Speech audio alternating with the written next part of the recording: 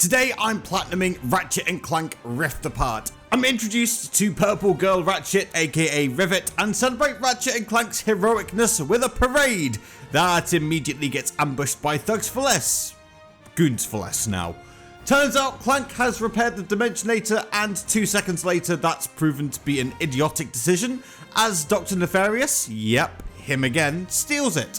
So begins the game for real, and what immediately stands out is the pace of the combat and how gosh darn smooth everything is. I can't be impressed for too long though, as everything's trying to kill me. Also, the Zircon Jr. tutorials are brilliant, and they remind me of the cartoons in a crack in time.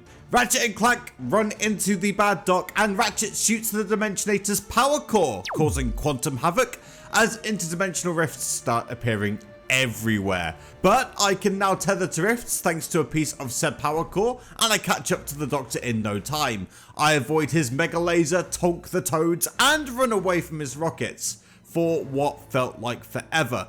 And I didn't know this at the time, but bosses being damage sponges was about to be a running theme. I eventually got Nefarious down to 0, and after yet another crushing defeat, the villain declares his true mission to find a dimension where he always wins, and Ratchet & Clank, well, don't. The three fight their way through rifts to a neon city, Dimensionator blows up, and Clank becomes armless. He gets abducted by Purple Girl Ratchet and Nefarious is Emperor now. Fantastic. But trophy! Ratchet wakes up Clankless, spots female Ratchet with Clank, so I do the thing that comes most naturally to me and go exploring. I went out of my way to pick up every single piece of raritanium I could find to upgrade weapons because I have a Map Genie subscription, goddammit, and I'm not gonna waste it. I also found my first hidden pocket dimension, aka bonus level of the game for a trophy. And this one contained all the parade balloons from the beginning of the game. Jumping on all those got me another trophy. Each hidden pocket dimension rewards you with a new piece of armor, and grabbing my first one gives me, you guessed it, a trophy. And then in the menu I messed around with some of the armor that you get for playing the game on PS Plus for, oh my god guys, you're not going to believe this, another trophy. But wait, there's even more! I also found my first Krager Bear, another new type of collectible for the series. I'll need to keep an eye out for all 9 of these throughout the game, and they're not the easiest to spot, but again, Map Genie subscription. That's 5 trophies in the space of 3 minutes of gameplay. Fantastic work, me, if only it was always this easy. It turns out that pretty much everyone relevant in this city is part of a resistance group against the Emperor. The real Emperor, that is, not the pretender on the throne right now. I head into a nightclub and bump into the Phantom, who's this dimension's version of Skid Marks, except he's competent.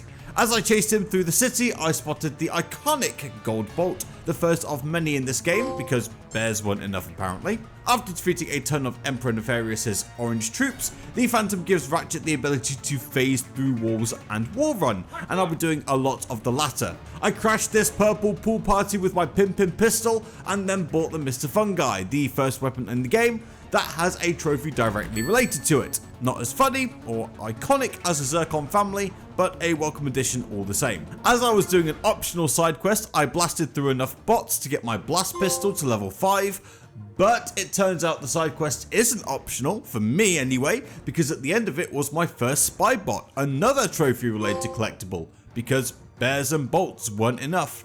Then there was a mini-boss through the dimensions against a giant robot with giant deadly lasers that seemed a bit too happy about being blown up by me. Glad I'm never going to have to see that guy again though.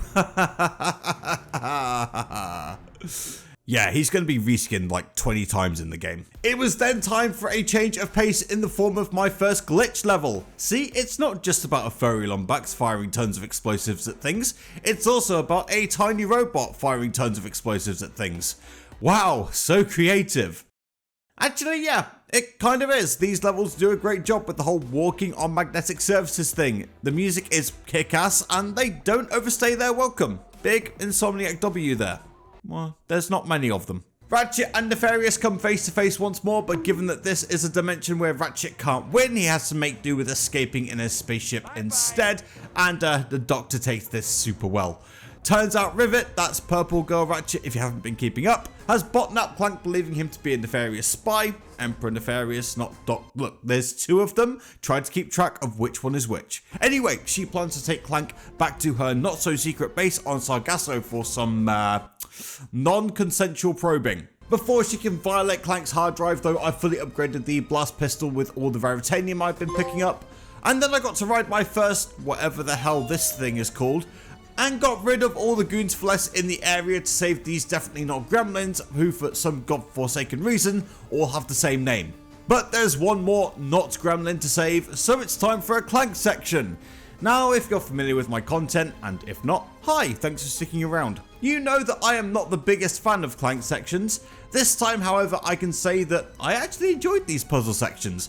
Not so easy that I can breeze through them, but not so mind-bendingly tough that I want to throw my controller at the wall. There was also a trophy after completing my first set of puzzles as well. Nice. I then bought another trophy related weapon in the form of the topiary sprinkler, which just turns everything into a plant. Super helpful. I also took down the first of many big dinosaurs that I'm going to have to put up with, 2 of them in fact, and continued exploring Sargasso and found my 5th gold bolt for another trophy. That's right, I don't have to find another gold bolt for the rest of the run. This obviously felt really weird as every other game has insisted that you get all the special bolts, and looking back I still think that this was a stupid trophy list choice.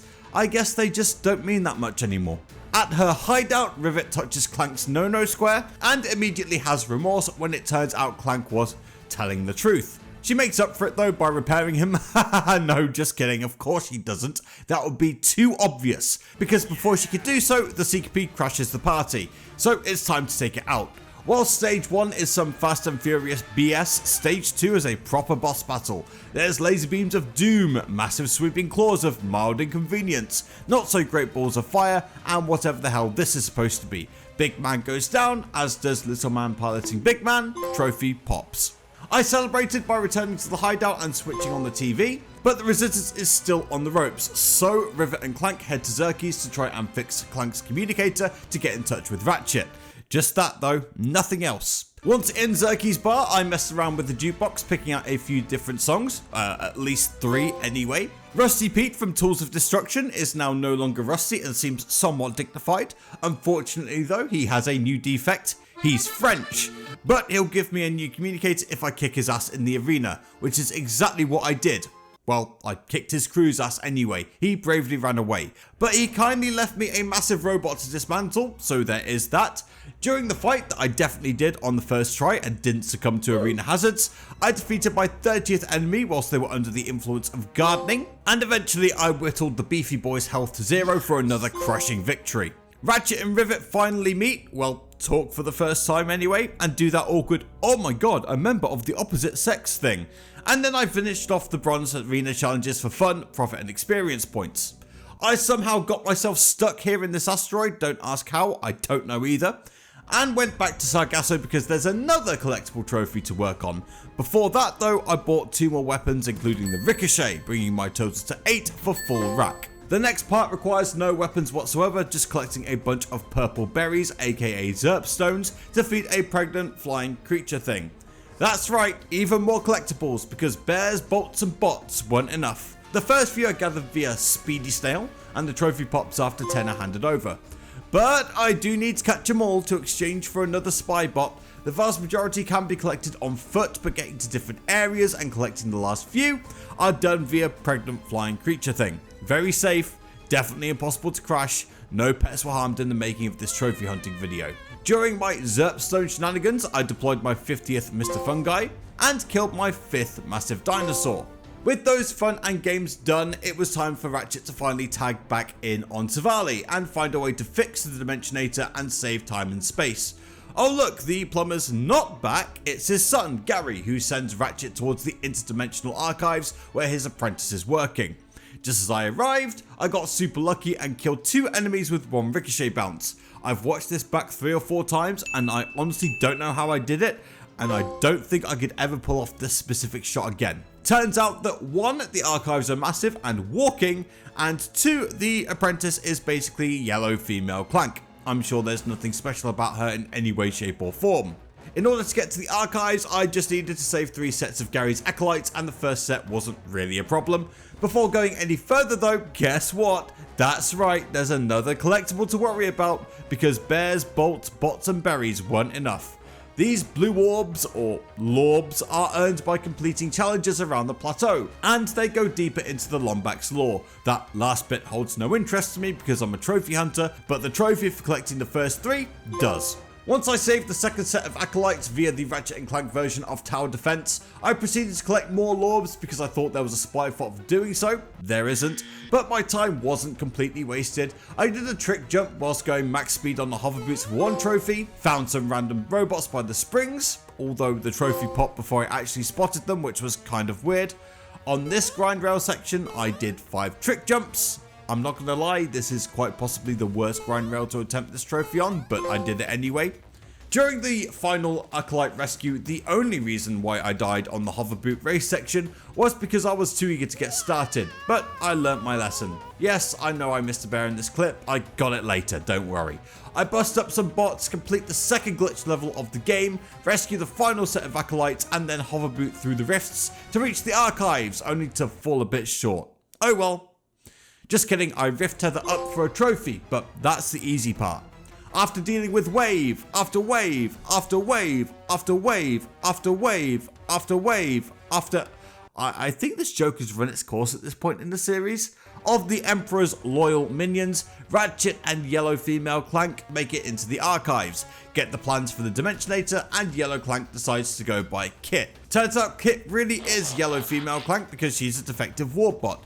Ratchet's okay with that though because that's nothing new. And at the end of the day, that's a running theme in this game. That's nothing new. Yes, there is technically new stuff in the game, like the next planet's mechanic, but you'll see what I mean shortly. On Blizzard Prime, well, what's left of it, Rivet and Clank need to find phase quartz. In order to do so, I have to flip between 2 dimensions with these Blizzard crystals. There's 29 of them, but I have to hit every single one on both Blizzard and another planet coming up. That's right, it's technically another collectible because bears, bolts, bots, berries, and blue orbs weren't enough. And although this trophy is not missable, it did used to be buggy. So even though the bug has since been patched, you better believe I was constantly checking the trophy list to make sure that I had the count right every 30 seconds. I continued flipping through the ruined and intact versions of Blizzard Prime, taking out more goons for less thugs because who doesn't enjoy putting them in their place? During my explorations, I ran into this absolute psychopath of a chef who wanted to observe untold suffering in order to create the perfect dish. So all I needed to do was protect a honey extractor whilst committing mass insecticide for sweet, sweet honey. In the nicest way I could possibly put this, I hope I never see her again. I reward myself by buying the Void Repulsor and immediately start working on getting it to max level for a trophy later on. After more dimension hopping, security bot securing, battling against bad bots, anomaly annulling, does that even make radical sense? Radical rail riding and grand goon gunning down, I acquire the phase quartz. Well, all the pieces of one anyway, but the trophy's intact. A quick check-in with Dr. Nefarious, yep, still crazy. Rivet and Clank head to Torren 4 to meet with the Fixer to fix the quartz. Super inventive name there, Insomniac. But he's broken. Before I can fix him though, there's a pirate problem here thanks to French Rusty Pete. And this, my friends / complete strangers on the internet, is where the game begins to run out of ideas. Because the only solution to the question, how do we make this game harder, was to just add more of the same enemies. Not create new enemies to deal with, not find new angles for enemies to ambush you. Nope, that's too difficult a concept for a small indie studio like Insomniac to come up with. Just increase the number of things to take down. Even the mini bosses are the same in terms of mechanics. They either deal a tiny bit more damage or there's just more of them. What the hell? Also, the whole shot is a thing. With the last of the pirates punted off the planet, it's time to do some fixing. Except this guy's having an existential crisis bigger than, well, him. And so it's time for one long grind rail section that massively overstays its welcome. I'm talking like 2 minutes here. I'm trying to stay positive given that this is the series finale, but right now it's very tough. And is my reward for getting to the end an epic boss battle to beat some saints into this guy? Haha, no, of course not. It's just a philosophical argument from Clank that doesn't really hold water, but the guy fixes the quartz and I get a trophy, so fine, whatever. Ratchet and Kit head to Cordelian to make a new Dimensionator where I buy the Cold Snap. The Blizon crystals make a comeback and this place also has 2 dimensions to switch between. normal, and frozen. Bad news, the amoeboids are back, but the good news is that I froze 5 of them with the cold snap and then smacked them with my trusty wrench for another weapon related trophy. How did they try to make the amoeboids unique in this game? That's right, more of them spawn when the bigger ones die. Wow, how original. I get through the frozen dimension thanks to this helpful junk bot and some sweet platforming, and get through the normal dimension thanks to just blowing stuff up. Oh, and there was a glitch level to beat as well, the last mandatory one for the record, and also the only one I actually struggled with. I'm not sure what was wrong with me, I just allowed myself to get overwhelmed with too many enemies too quickly a couple of times. The frozen dimension also has this massive bug called Juice on the loose, and he is pissed. I can't kill him, so I just have to either avoid him or distract him by shooting these canisters for him to feed off.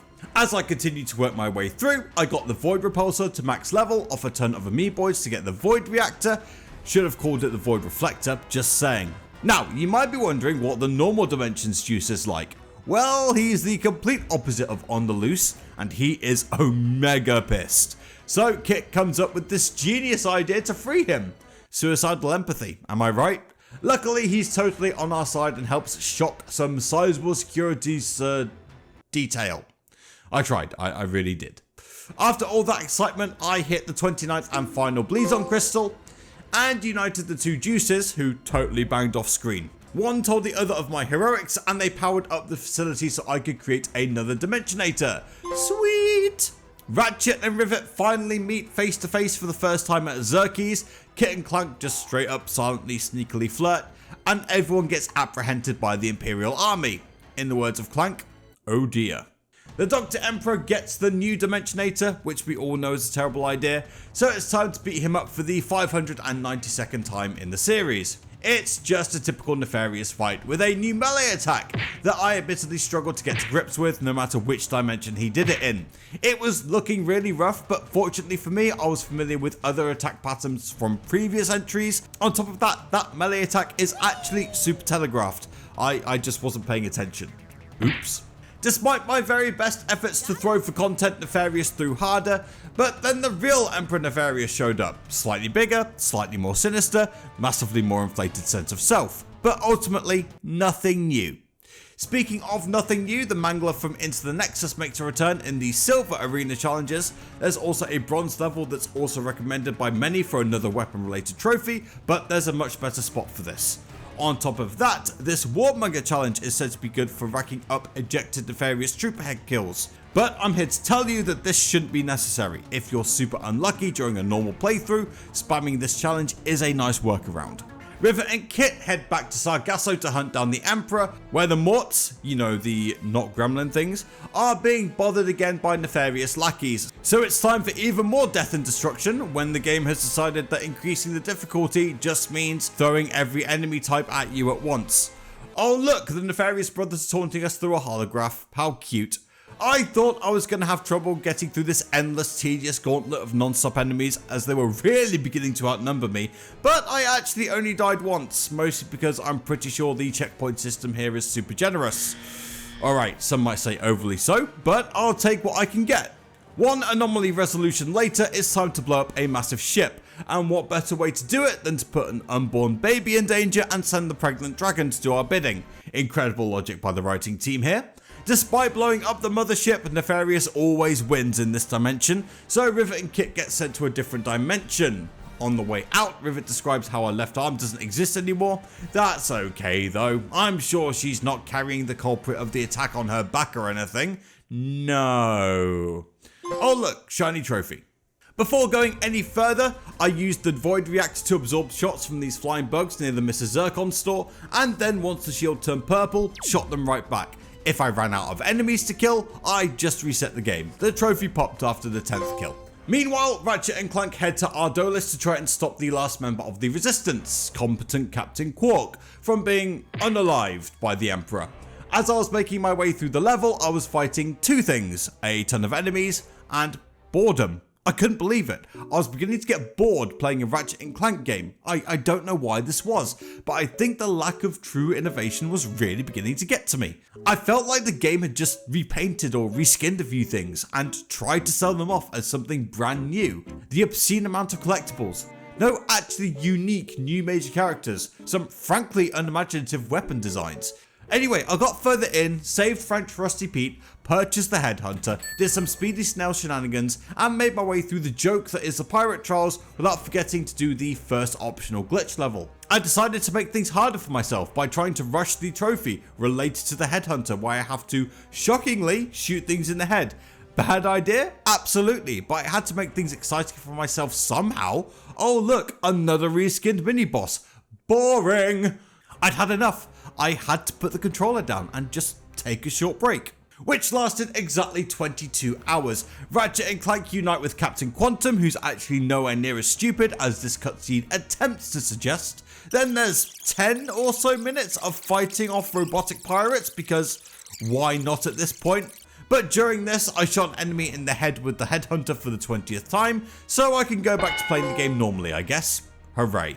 Eventually though, I got the upper hand and sent my enemies to Davy Jones's locker. But again, can't win in this dimension, but Quantum sacrifices himself so that Ratchet and Clank don't get dimensionated. Once again, trophy? Nefarious decides one dimension isn't enough and that it's time to go after all of them with the help of the dimensional map located in the interdimensional archives. So Ratchet and Clank make a beeline for them, doom Nefarious' army to the destroyed dimension, as well as new enemies which are just reskins of the previous ones. Where is the creativity? Rivet and Kit arrive and rescue Gary, whilst the OGs head to the catacombs where the final glitch level awaits. I got lost once or twice. Okay, 3 times. But ultimately I completed the final level and saved the world from a deadly computer virus. I think. After zooming through the catacombs, dealing with a reskinned mini-boss, well, the game is putting no effort into the bosses at this point, so neither am I. And completing the final set of anomaly puzzles, which again have been pretty fun to do, Clank finally acquires the dimensional map. But once again, the good guys don't win in this dimension, and so it goes straight into Emperor Nefarious' hands. Kit reveals the truth to Rivet to protect her from the dastardly duo shenanigans, which goes down about as well as you think it does. Hooray! Trophy! Yippee! So it's time for Rivet to save literally everyone from prison. After saving Clank and the rest of the resistance, I found my final Krager bear for a nice gold trophy. Don't ask me what the in-game reward is for collecting all the bears, because I don't know. As I continue to fight my way through a maximum security prison with the minimum amount of casualties, well, almost the minimum amount of casualties, I eventually find Ratchet and Kit as well, except they're locked up real tight. And so the fighting goes on, and on, and on, and on. I die to being bad at platforming, and on, and on, and on. There's an escape sequence with the hover boots, and on, and on, and on. That's it, that's the level. I never knew something so flashy and fast paced could be so dull, but that's genuinely where my head was at this point. But I did defeat my 30th ejected Nefarious troop ahead. After eliminating the last of the enemies, the gang reunite. Rivet and Kit get all up in their emotions and fall out for real. Don't worry though, I'm sure they'll make up, because that's exactly what happens in the very first game of the series between Ratchet and Clank. Nothing new. What is new though is this trophy I get.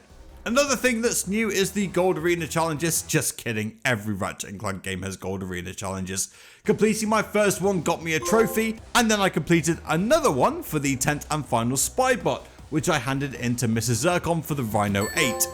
Alright, time to head back to where it all began, well in this game anyway, the original Megapolis, for the final showdown against the Nef heads. By the way, for those of you who want to know what the Rhino 8 can do,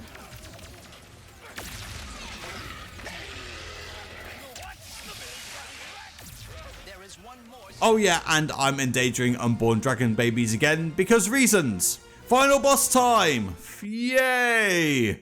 Phases 1 and 2 are against giant robot arms and the occasional face, coming through rifts that shoot laser beams where all I have to do is hit the screens.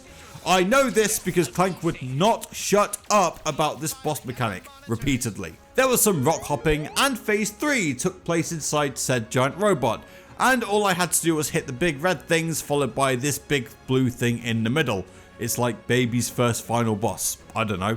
Rivet and Kit make up because of course they do, But a tier 4 reunion can wait because it was time for the final phase, Rivet versus Emperor Nefarious.